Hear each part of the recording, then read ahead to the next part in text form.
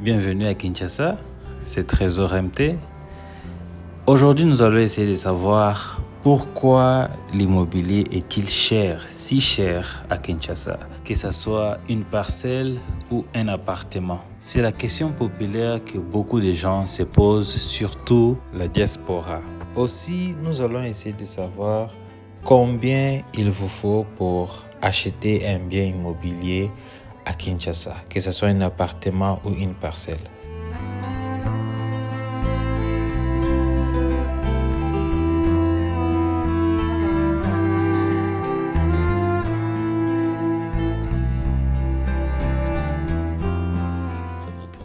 Ok, donc vous pouvez voir que je ne suis pas seul, je suis ici avec monsieur Alain Bastola. Alain Bastola, agent immobilier. Bon, Exactement. lui-même va se présenter.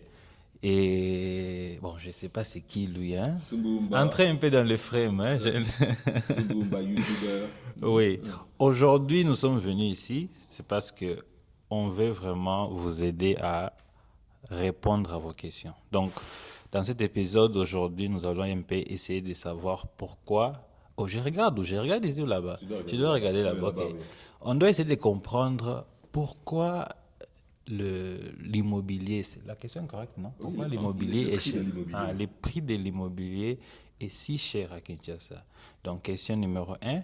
Et toujours dans cet épisode, on va essayer aussi de savoir, la majorité des gens nous appellent, nous posent des questions, mais Trésor, je dois avoir combien pour acheter un bien immobilier, non? Je peux avoir combien, entre combien? Et cela va dépendre sûrement des communes. Bon, on va voir ça toujours dans cet épisode. Et aussi, on va essayer aussi de savoir pourquoi à Kinshasa, souvent c'est toujours, même quand on filme nos appartements à chaque fois, vous voyez, on n'affiche pas les prix. On vous dit, contactez contactez l'agent. Donc, vous vous posez souvent ces questions-là. Donc aujourd'hui, on va vous faire ce réel plaisir. Moi, je suis super content. Donc ici, on est au bureau de Monsieur Alain. Donc si tout ce que je viens de dire, ça vous intéresse, restez branchés. Let's go. Comme la liste est grande, donc j'espère que tu vas me poser une question après l'autre. Sinon, je ne vais plus me rappeler de tout ce que tu viens de dire. Oui, je vais vous poser bien sûr. Bon, on commence avec la question numéro 1. Pourquoi l'immobilier? Les prix, pourquoi c'est cher?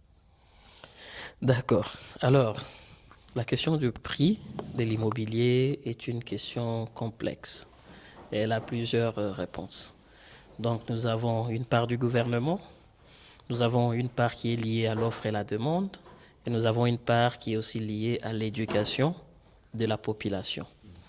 Donc là, on commence d'abord sur la part du gouvernement. Alors, sur le gouvernement, premièrement, on n'a pas une réglementation stricte en matière immobilière. Donc, il n'y a pas vraiment une réglementation. Et pour les lois qui existent déjà, il n'y a pas une mise en œuvre. Donc, il n'y a pas vraiment une suivi pour appliquer les lois qui sont déjà mises en place. Par exemple, la loi sur le baux et loyers.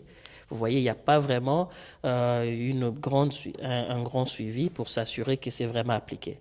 Par exemple, sur la loi sur le baux et loyers, la location résidentielle doit être 3 mois maximum. Mais vous savez déjà que dans la cité, on va vous demander 10 mois, on va vous demander 8 mois. Donc la loi existe, mais il n'y a pas une réglementation, il n'y a pas une suivi pour appliquer cela, pour s'assurer qu'elle est mise en œuvre et que les gens la respectent. Donc là, c'est la première part qui est liée au gouvernement.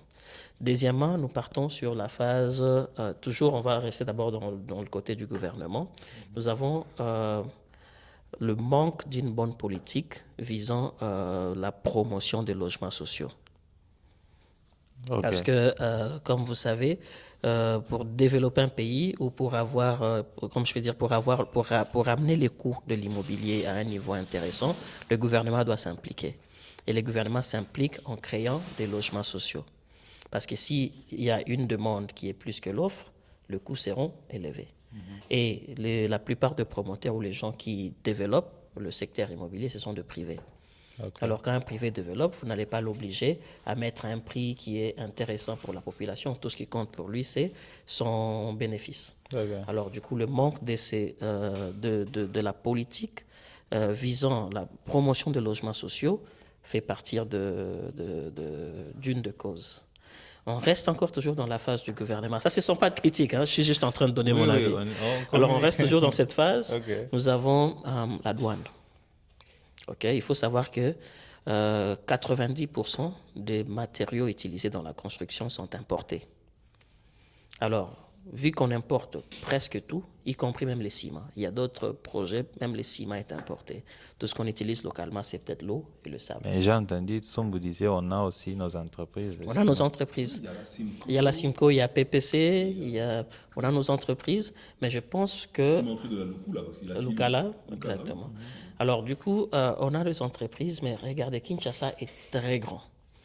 Et les nombres de chantiers sur Kinshasa sont énormes. Les 3 entreprises, je ne pense pas qu'ils seront en mesure de couvrir tout ce qui est demande en matière de ciment. Parce qu'il ne faut pas voir que le promoteur immobilier qui construise. Donc, vous êtes partout dans la cité, vous voyez qu'il y a toujours un chantier après un autre.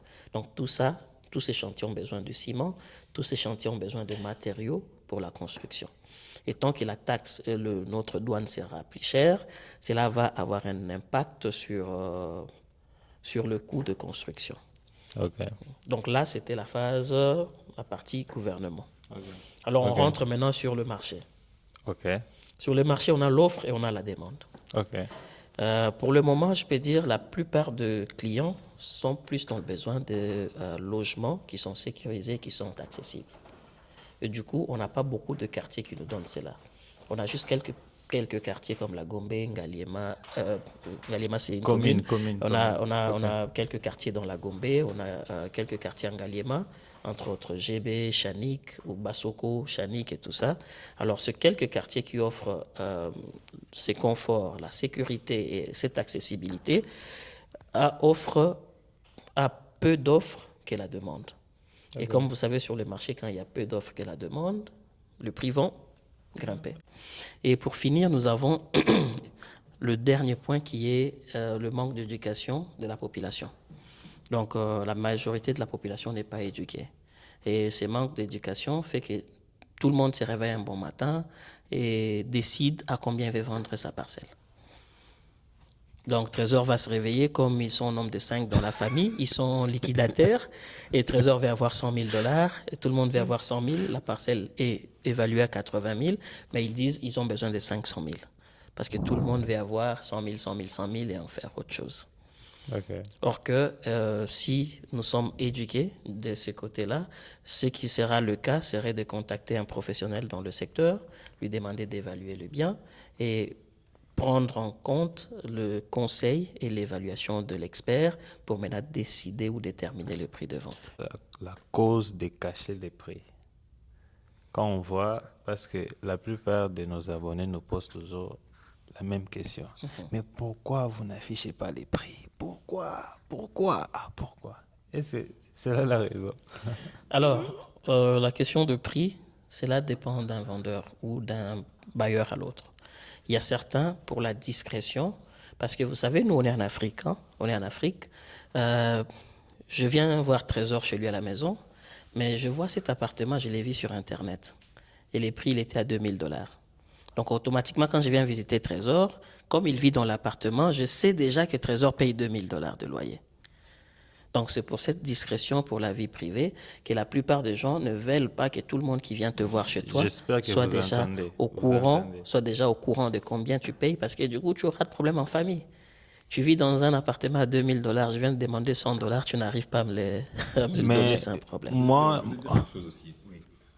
en fait, moi, je me pose la question. Ceux qui veulent connaître le prix, ça veut dire que vous êtes intéressé à louer.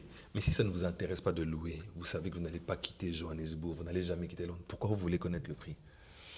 Bon, tout dépend. Peut-être qu'il a un membre de famille qui peut être intéressé. Parce que souvent, il y a des personnes qui nous regardent, mais après, ils connaissent quelqu'un qui sera intéressé.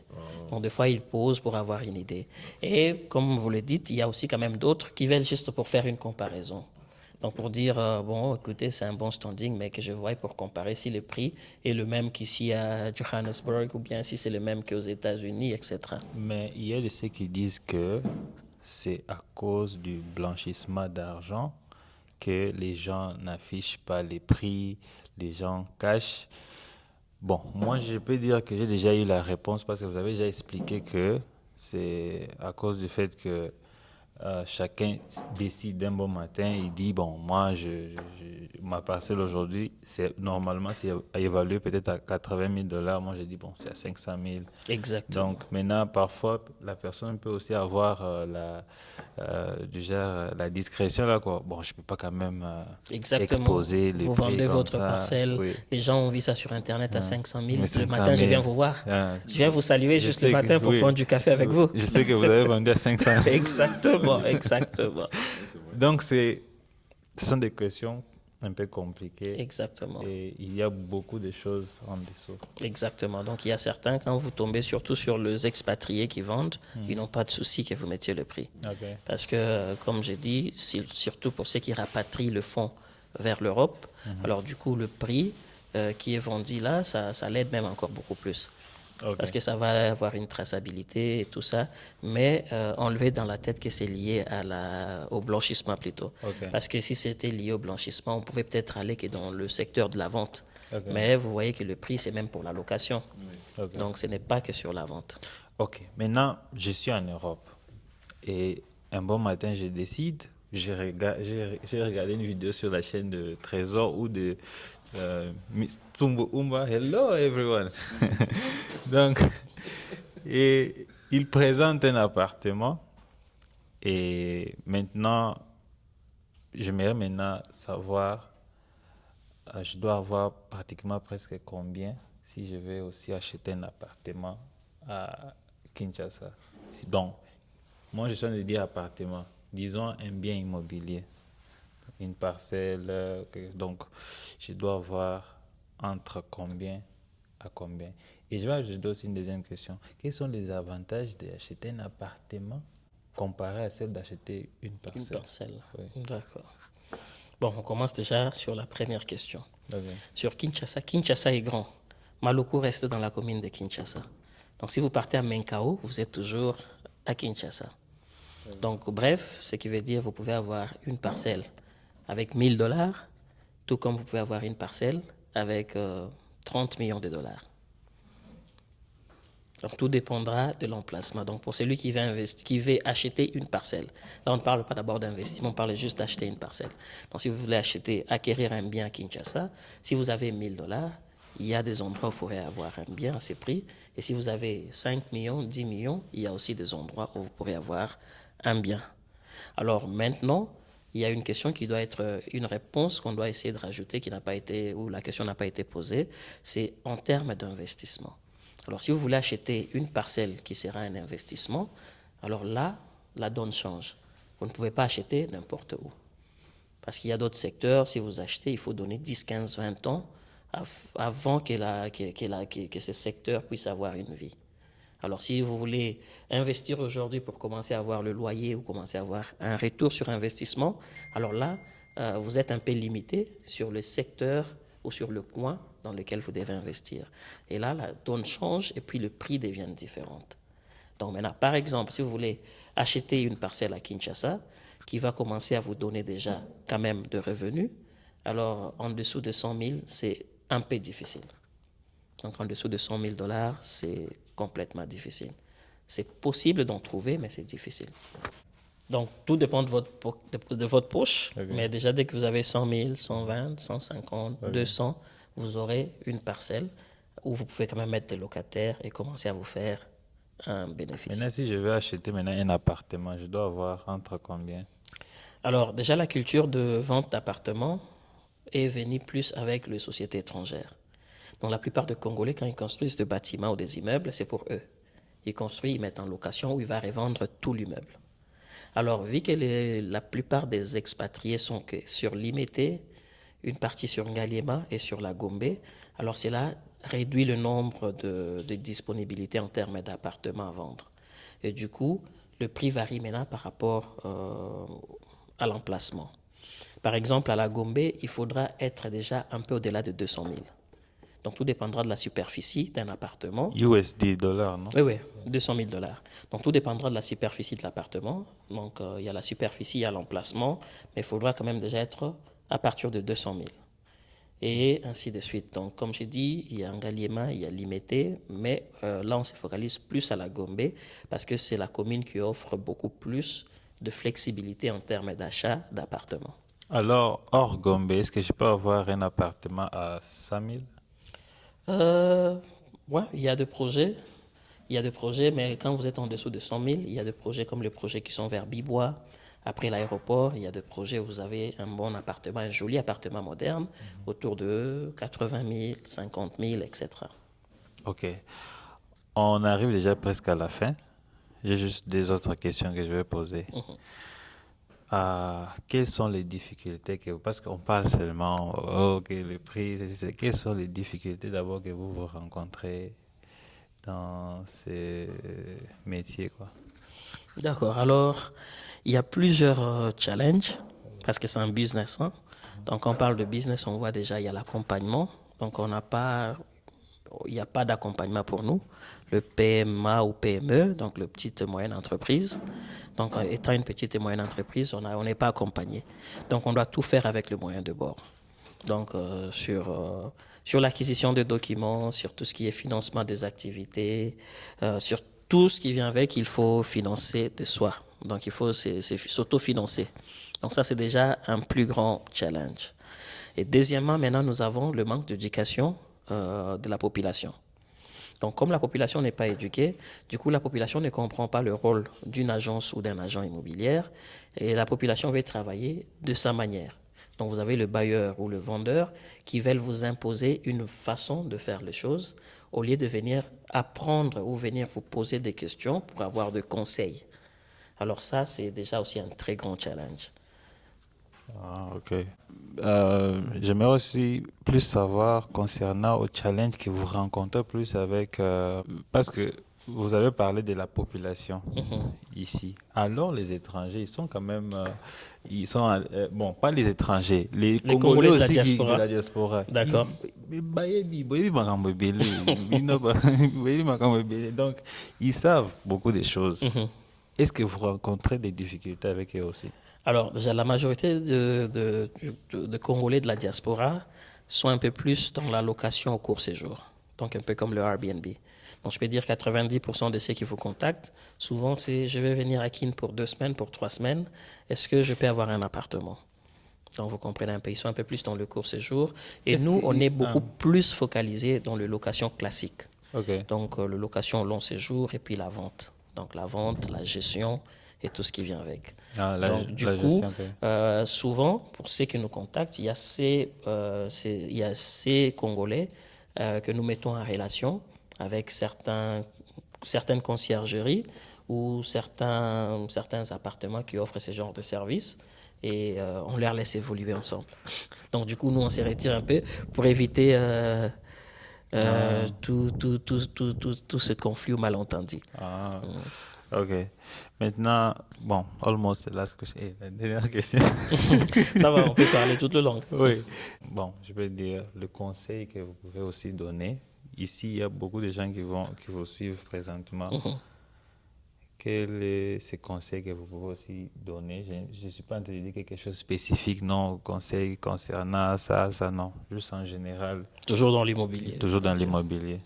Pour surtout ceux qui veulent quitter, je parle un peu plus de ceux qui veulent quitter la diaspora, donc moving back from... Donc ceux qui veulent quitter l'étranger pour revenir au pays. L'étranger pour revenir au pays, parce que je suis leur ambassadeur.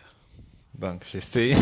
D'accord, monsieur l'ambassadeur. Non, je ne suis pas en train de défier l'ambassadeur. Ambassadeur, please, je ne suis pas en train de vous défier. L'ambassadeur lui-même m'a dit que nous tous, nous sommes des ambassadeurs. Donc, Tsumbu est un ambassadeur, vous êtes un ambassadeur. Donc, c'est un peu plus pour les gens de la diaspora. Alors, du coup, j'ai l'air de montrer... Ils ont ces histoires-là du genre, ah, est-ce que ça va marcher vraiment? Est-ce que je peux vraiment investir vraiment? Est-ce que... Donc, comment vous pouvez un peu les rassurer? Alors, si vous êtes Congolais de la diaspora et vous souhaitez revenir au pays, il faut vraiment prendre votre temps. Donc, il faut prendre le temps, essayer de bien vous informer avant de venir. Parce que, comme j'ai dit, Kinshasa ou le Congo reste beaucoup plus complexe. Donc, prenez votre temps, informez-vous et soyez sûr avant de décider de revenir. Parce que quand vous êtes mal conseillé, vous allez vous retrouver avec de réalités une fois sur place et vous allez penser que c'est des problèmes de Kinshasa, or c'était juste un manque d'information. Donc si vous êtes bien informé sur le coût de l'immobilier, si vous êtes bien informé sur la façon dont Kinshasa fonctionne et vous comprenez vraiment Kinshasa, je pense que ça va être déjà un atout. Et deuxièmement, je dirais, il faut éviter de faire de comparaisons ou d'essayer de forcer le principe de l'Europe sur Kinshasa. Kinshasa est différent de l'Europe. Vous pouvez répéter ça? Ça, c'est vraiment deep, ok? Donc, il faut, Ça, c'est vraiment profond. donc il faut éviter de forcer les principes de l'Europe sur Kinshasa. C'est pour cela que vous verrez que la plupart des Indiens chinois qui arrivent ici, qui comprennent Kinshasa et qui respectent le principe sur le marché, ils évoluent beaucoup plus que les Congolais de la diaspora. Ok, merci beaucoup. Maintenant, quand même, on doit savoir que Tsumbu est là. Vous avez une question aussi. Non, mais les questions, moi j'ai posé, il a tout répondu. Donc les prix, on sait que ça a un rapport avec la douane, hein, parce que tout est importé, ça coûte horriblement cher. Et aussi la loi de l'offre et de la demande. Il y a une forte demande, mais très peu d'offres, surtout les appartements de luxe de qualité, hein, qui offrent un certain standing avec les agents de sécurité. Exactement. On a des problèmes énergétiques de courant, coupure d'eau, mais ces immeubles-là, ça n'existe pas parce que les promoteurs immobiliers, ils ont mis des groupes hydroforts, des groupes électrogènes. Et on demande, on reproche souvent, moi je ne filme que la Gombe, je ne filme que la Gombe, etc. Dans certains endroits, dans certains quartiers, etc., vous allez avoir ces $150, mais il n'y a pas de courant. Vous n'allez pas aimer. Je filme le haut standing, hein, et c'est là où je trouve qu'Alain, tu t'es un peu spécialisé dans... C'est pas l'immobilier de luxe, c'est... Dans d'autres pays, l'immobilier standard. C'est considéré comme standard. Et comme il a dit, arrêtez de comparer Johannesburg à Kinshasa. Chaque ville a ses réalités. Hein. Arrêtez de comparer New York à Kinshasa. Celui qui vit à New York, qui ne vit pas à Manhattan, il ne va pas payer le même loyer qu'à Manhattan. Exactement. Manhattan, vous aurez un petit placard pour plus de $2000, même à Paris. Hein? Même à Paris. C'est comme ça, c'est cher, d'accord. Si vous voulez que les prix baissent, eh bien, créez quelque chose, vous mettez vos prix, comme ça, les autres, ça va les forcer à ajuster les prix. Et tous ces gens-là, ils viennent du Liban, de l'Inde, ils sont partis de rien pour la plupart. Hein. Ils se sont organisés, ils se sont serrés le coude, ils se sont unis, chacun a mis les fonds, il faut se faire confiance. Il ne faut pas toujours critiquer, le pays appartient aux étrangers, mais qu'est-ce que vous faites, vous, dans l'entretemps? Il faut faire quelque chose, voilà. Si quelque chose ne vous plaît pas, emmenez votre propre confort. Les normes, on a besoin des normes. Hein. Les normes sont internationales, universelles, il y a peut-être quelques nuances. Hein. Exactement. Souvent on dit, l'immeuble est bien, mais la voirie ne suit pas. Ça, c'est le rôle de l'État. On ne peut pas remplacer un État. Hein. Donc voilà, l'immobilier, c'est cher, c'est vrai. Hein. Nous, on souffre de ça, etc. Mais peut-être que quelqu'un peut venir, ok, moi je vais faire des logements sociaux, comme il a dit tantôt, construire des appartements, au lieu de les mettre à $100 000, je les mets à 35 000, 25 000, tu rapportes le coût de construction, etc. Tu vas créer quelque chose, voilà. Et les autres vont suivre. Les autres vont suivre, voilà. Donc voilà, c'est tout. Voilà, donc on est déjà arrivé à la fin. Juste une chose, manque de professionnalisme. Je n'ai pas présenté M. Alain, en fait, vous venez un peu présenter. M. Alain, c'est qui? Il est qui? Donc, est-ce que je vous ai présenté? Ouais, je pense au début, vous l'avez fait. J'ai juste dit agent immobilier. Exactement. C'est tout, mais bon, lui-même doit se présenter quand même. Alors moi, c'est Alain Pastola. Okay. Je suis CEO de la société AGTS Sarlu, qui est une boîte en œuvre dans 3 secteurs. On est dans l'immobilier, dans l'automobile et dans le numérique. Donc et là, nous sommes un peu plus focalisés dans le secteur immobilier. On est dans le secteur depuis 2014 et jusqu'à aujourd'hui. Donc on a quand même de l'expérience. Ok, donc, hello everybody. Donc, merci beaucoup. Abonnez-vous à la chaîne des Trésors MT. Et vous allez trouver aussi la version English, anglais, anglo, Mr. Tsumbu, sur sa chaîne Tsumbu Umba. J'écris comme c'est affiché sur l'écran.